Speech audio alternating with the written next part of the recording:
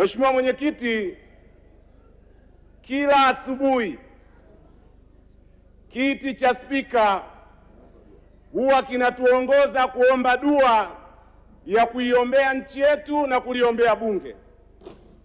Wakati huo mimi huwa naitafakari sana ile dua. Dua ile imejaa maombi mengi, lakini sehemu inayonipa tafakuri kubwa ni pale ambapo tunamwomba Mwenyezi Mungu atujalie tuweze kujadili kwa dhati ili tulete manufaa kwa watu wote na ustawi wa taifa letu.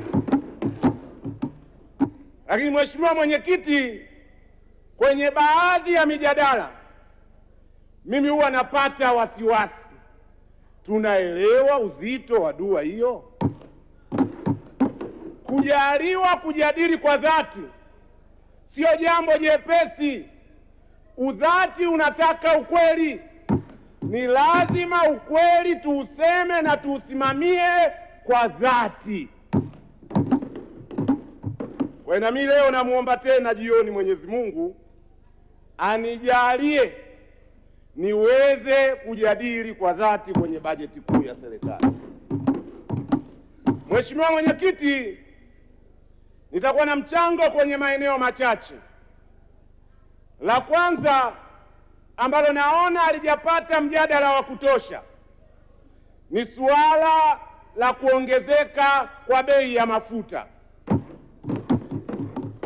Kwenye bajeti hii nimesoma kwenye aya ya 28 na kwa kweli nimeshangaa sana na nimepata wasiwasi. Mimi ni Tomaso, napenda kuhoji kudadisi kwamba kwa nini jambo zito hili waziri amelitaja kwa mtindo wa kupita hivi. Nikaweka maswali mengi.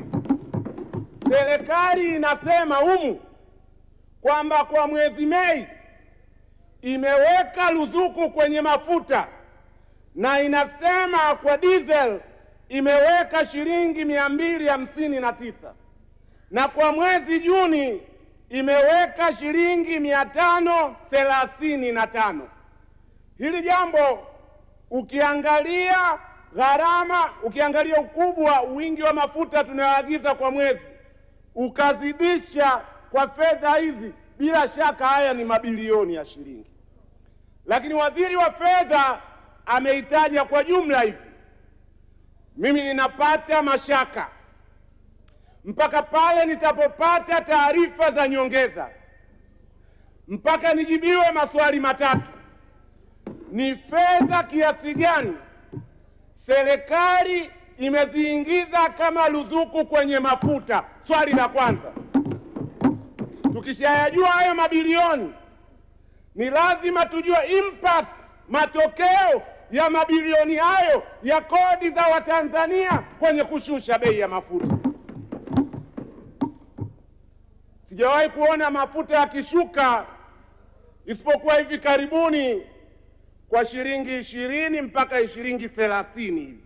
Ni lazima tujue ruzuku hii ilitolewa kwa mafuta yaliyoagizwa wakati gani, na mafuta hayo bila ruzuku yangeuzwa kiasi gani, na hiyo ruzuku imeleta impact gani.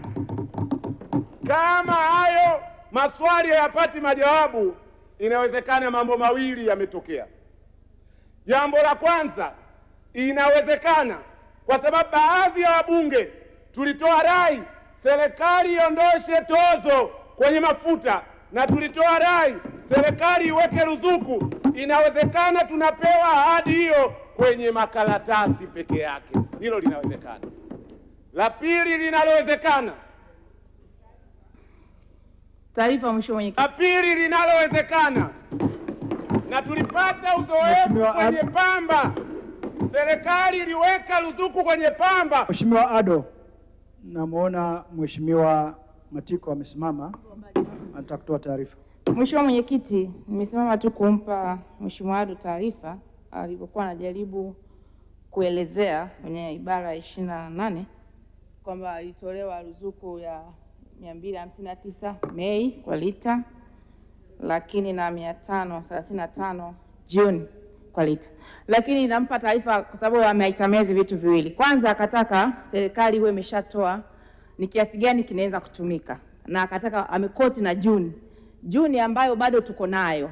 Na tunajua ametoa ruzuku kwa Juni hiyo 539. Consumption yake itajulikana mwisho wa mwezi Juni kuweza kujua ni lita ngapi ambazo zimetumika so far, ili waweze kucalculate based on lita ambazo zimetumika na ile ruzuku ambayo serikali imetoa kwa lita. Lakini pili, nimkumbushe tu kwamba nahisi ni ulaghai kwa serikali. Taarifa moja tu kwa mujibu wa shikamani. Ni moja hiyo. Amesema ni ulaghai kwa serikali kutoa hii ruzuku. Huko nyuma sio kipindi hichi ishawahi kutokea kama hivi na serikali ikatoa ruzuku kwenye mafuta na Watanzania wote wanajua. Asante sana. Mheshimiwa Ado Shaibu Ado, naipokea taarifa hiyo kutoka kwa Esther Matiko. Mheshimiwa Esther Matiko anajaribu kutekeleza wajibu ambao sio wake. Ngoma ya mafuta ni ngoma mzito. Uwanja wa mafuta ni uwanja ambao usipokuwa makini ni uwanja wa magenge ya cartels. Hapa tunazungumza Mheshimiwa Ado, ni swala la kuipokea au kutoipokea na kuendelea na mchango wako. Waziri yuko hapa, waziri wa fedha yupo, waziri wa nishati yuko pale. Maswali yajibiwe kwa kina. Ruzuku ya Mei na ruzuku ya Juni tupate taarifa kamili. Serikali itakuja kuwainda hapa itaeleza hoja yake. Na nilikuwa natahadharisha, tunao uzoefu wa ruzuku miaka ya nyuma kwenye pamba. Tusipokuwa makini na tukaoji maswali kama haya, kwenye pepa utaambiwa ruzuku imetolewa, kwenye uhalisia itaingia kwenye mikono na mifuko ya watu wachache. We must argue, lazima tuoji. La pili, maana ndio tushachelewa hapa. Kwa hiyo eneo la pili, serikali tunafahamu nia ya kulinda viwanda vya ndani na kukusanya mapato, lakini tuangalie sekta zinazowagusa wanyonge wengi. Nitazitaja tu sekta mbili. La kwanza, sielewi serikali ya Chama cha Mapinduzi ina ugomvi gani hivi karibuni na wavuvi, sielewi. Nilivyoisoma hii naona tax measures nyingi ambazo zinaenda kuathiri sekta ya uvuvi.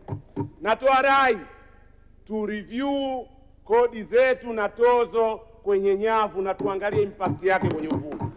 La pili, sielewi serikali ya Chama cha Mapinduzi ina ugomvi gani na bodaboda. Maana yake usajili wa pikipiki gharama imeongezeka 90 mpaka 1,500,000. Kuagiza pikipiki 5%.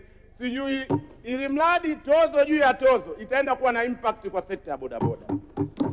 Eneo la mwisho nataka kuchangia. Taarifa Mheshimiwa Mwenyekiti. Nimalizie mwenyekiti, kengele yangu. Taarifa. Mheshimiwa Mwenyekiti, nimpe taarifa Katibu Mkuu wa Chama cha ACT Mbunge Mheshimiwa Ado.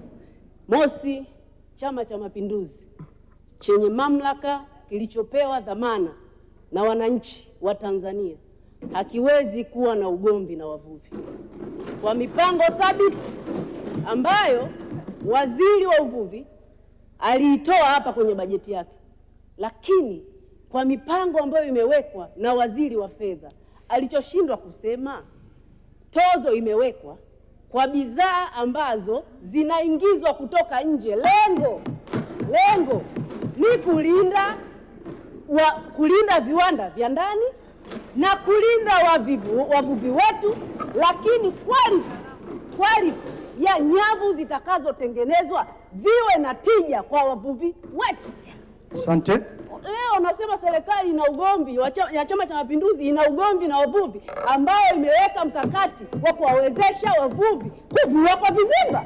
Asante.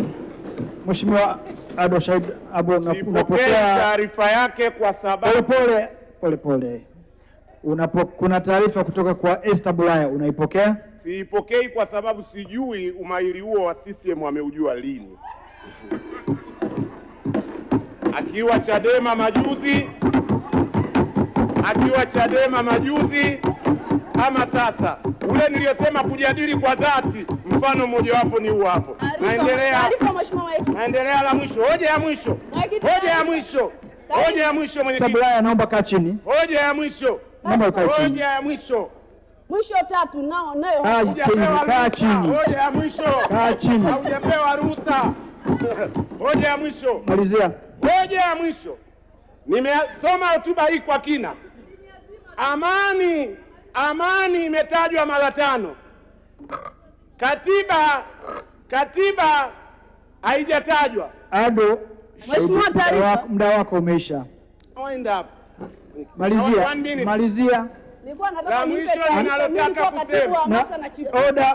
Nimerudi nyumbani. Mr. Brian, atutoi taarifa wakati mtu ana wind up. Malizia. Mimi na wind up. Challenge ninayotaka kuwapa ni kwamba Chama cha Mapinduzi pia kupitia hotuba hii kinaonekana misingi ya utawala bora, haki za binadamu. Ukiangalia matukio ya utekaji hivi karibuni hayajapewa umuhimu, na hatuwezi kutekeleza bila kuweka framework ya uwajibikaji. Muda wako umeisha. Naomba kaa chini. Muda wako umeisha. Nimwite sasa